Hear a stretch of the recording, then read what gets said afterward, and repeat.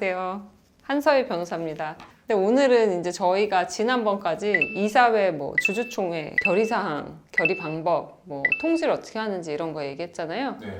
오늘은 실질적으로 스타트업들이 좀 관심 있을 만한 내용들, 이제 쟁점별로 좀 보려고 그래요. 이제 오늘이랑 몇 번은 투자 계약서나 투자 과정에서 이제 일어날 수 있는 일들에 대해서 좀 얘기를 해보고, 그 다음에는 영업 비밀을 해보면 어떨까 이렇게 지금 생각을 하고 있어요. 그래서 오늘은 이제 저희가 스타트업이 투자를 받을 때 어떤 식으로 투자를 받게 되는지랑 그때 우리가 조금 생각해 볼 점, 이런 건 이제 사실 변호사의 관점이 아니라 제가 여러 가지 스타트업 회사들 자문하면서 또 벤처 투자 하시는 분들, 벤처 캐피탈들 만나면서 얘기하고 또 이제 지켜본 그런 걸 조금 종합해서 얘기를 드리고, 그 다음으로는 이제 투자 계약서를 제가 가져왔습니다. 와. 요즘 우리나라가 스타트업을 위한 기반이 되게 잘 돼 있어요. 창업 문화가 되게 많이 활발해져가지고, 창업에서 되게 유명한 나라가 보통 미국의 실리콘밸리, 그리고 이스라엘이 되게 유명하잖아요. 제가 변호사로서 관점에서 보면 되게 이제 이 창업 인프라를 갖추기 위해서 되게 나라에서 많이 노력하는구나, 이런 걸 많이 느끼는 게, 이런 투자 계약서 같은 거를 이렇게 만들어가지고 배포를 많이 해줘요. 진짜요? 네, 그래서 이런 게 이제 중기부 같은 데서 후원하는 어떤 재단법인이라던가 이런 데 많이, 센터라든지 지원센터 이런 데 홈페이지에 많이 올라와 있어요. 그래서 창업자 여러분들께서는 많이 찾아보실 수 있을 것 같고, 또 최근에 보니까 이거는 저랑 아무 상관없는 법인인데 모 법무법인이랑 모두 사인이 같이 이런 스타트업 계약서 키트를 만들어서 배포를 또 하더라고요. 그래서 그런 것도 활용하시면 좋을 것 같아요. 저는 사실 저희 회사가 이런 거 만들었으면 얼마나 좋을까 이런 생각하면서 우리나라 진짜 창업자들을 위한 이제 기반이 되게 잘 돼 있다, 그런 거 많이 좀 활용하셨으면 좋겠다 이런 생각이 좀 들었어요. 그래서 오늘은 그거에 관련된 얘기들을 조금 해보려고요. 그러면 이 도움이 될 만한 사이트, 이거 나중에 이거 여기 자막으로 넣어주세요.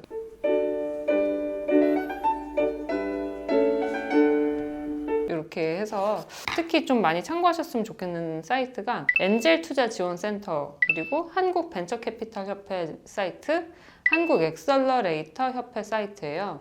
물론 스타트업들을 위한 스타트업 지원센터도 있는 걸로 알고 있는데, 요 투자자들을 위해서 이제 투자 계약서를 만든 것 같기도 해요. 근데 이런 데 보면 투자 계약서가 다 올라와 있어요, 자료실에. 이 계약서가 뭐가 좋냐면, 투자를 생각하시는 분들은, 이제 기업자들은 이제 내가 투자를 받고 싶어 보통 이래요. 왜냐하면 이제 창업을 했을 때 자기 돈으로 시작을 하시는 분들도 조금 지나면 모델을 개발한다든지 시제품 만들 때까지 기간이 걸리잖아요. 근데 일은 혼자서 하는 게 아니니까 채용해서 직원들한테 월급 주고 임대료 지출하고 그러다 보면 어느새 돈이 없어요.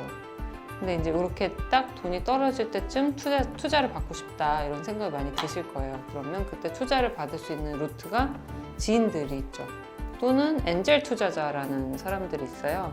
엔젤 투자자라는 분들은 보통 이제 일부 지분을 받고 그 대가로 이제 돈을, 이제 자금을 대면서 여러 가지 창업에 대한 조언도 함께하는 이런 분들. 우리나라는 사례를 잘 모르겠지만 피터 틸 이런 분들 되게 유명하죠.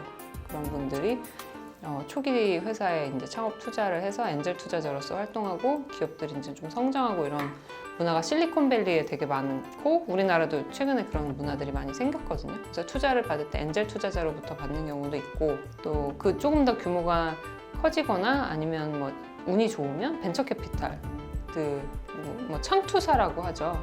창업 투자 조합이라는 창투사나 신기사 이런 데서 이제 또 투자를 받는 경우도 있고, 아니면 신용보증기금이나 기술보증기금으로부터 돈을 빌려 오기도 해요. 돈을 빌려가지고 그 돈으로, 빌린 돈으로 사업을 하는 거죠.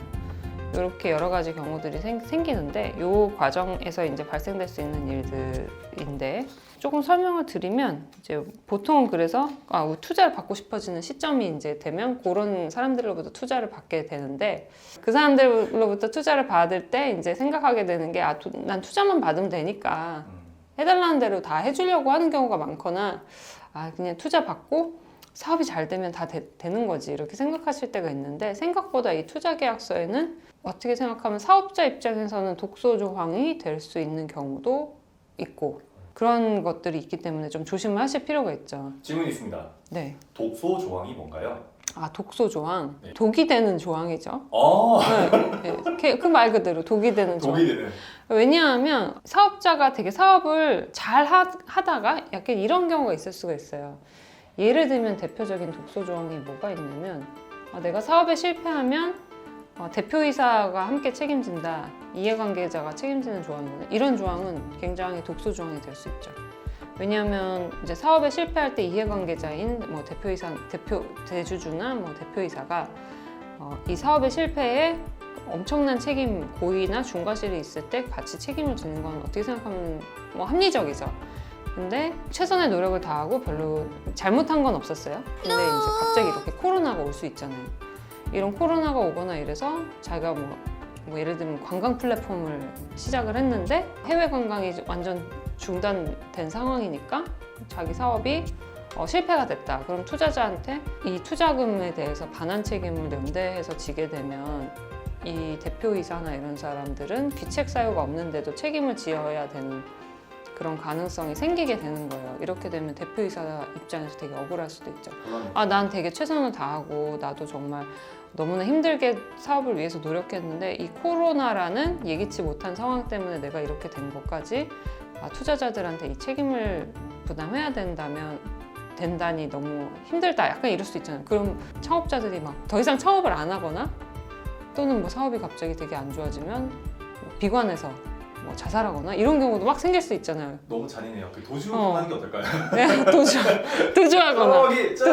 그러니까 갑자기 모든 걸 다 내려놓고 도주하거나 이럴 수도 있으니까 그런 경우를 우리가 막아야 되잖아요. 창업자들이 그렇게 비관하거나 힘들어지면 안 되니까 사회적으로 창업이란 건 사실 좋은 건데 그런 걸 막기 위해서라도 이 독소 조항을 잘 검토를 하고 본인을 위해서도 독소 조항이 있는지 없는지 항상 잘 보고 이제 계약을 체결해야 되고 그 독소 조항이 근데 뭔지를 또 오늘 알려드리는 역할도 좀 할 필요가 있을 것 같아요. 그런 의미에서 오늘 이 투자계약서 부분을 같이 보자고 얘기를 한 거고 근데 이제 요즘에는 제가 아까 말씀드린 이 사이트들 통해서 이제 다시 보여드릴까요?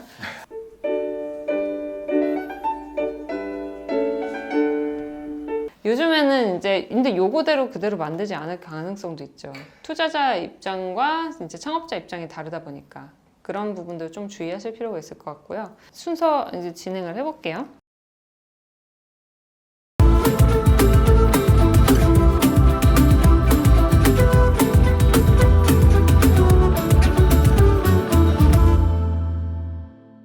구독, 좋아요, 알림 설정